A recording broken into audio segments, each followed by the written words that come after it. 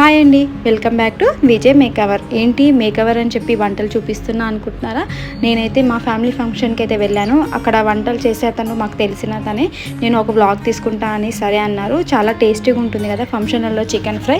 చూద్దామా ఏమేమి వేశారో. ఫస్ట్ అయితే 30 కేజీల చికెన్ తీసుకున్నారు. అల్లం పేస్ట్ వేశారు, తర్వాత పచ్చి ఆనియన్ కట్ చేసుకొని వేశారు, తర్వాత పసుపు, తర్వాత ధనియాల పొడి, తర్వాత కారం. ఇక్కడ కారం వచ్చేసి 2 ప్యాకెట్స్ అయితే వేశారు.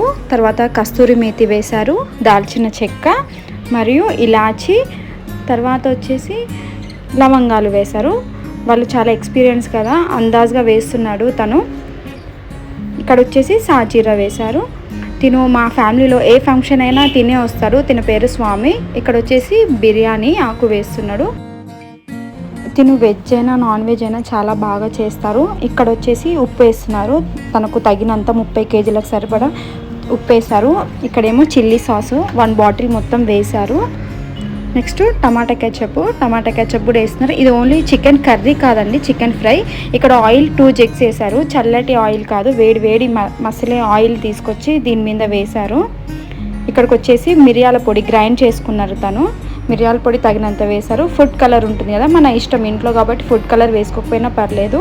ఇది ఫంక్షన్ కాబట్టి కలర్ఫుల్గా ఉంటేనే మనకు కూడా తినబుద్ధి అవుతుంది కదా. తను చూడండి ఎలా మిక్స్ చేస్తున్నారు.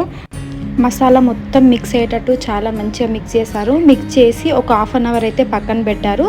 మంచి కట్టెల పొయ్యి మీద అయితే ఈ చికెన్ని మంచిగా ఉడకబెట్టాడు. అది ఉడుకుతుంటేనే చాలా స్మెల్ వచ్చేసింది అక్కడ. ఇక్కడ స్వామన్న చికెన్లో అయితే వాటర్ అస్సలు పోయలేదండి. ఆ చికెన్లో ఉన్న వాటర్తోనే మొత్తం ఉడికించేశాడు. అయిపోయిందండి చికెన్ ఫ్రై. బాయ్ అండి.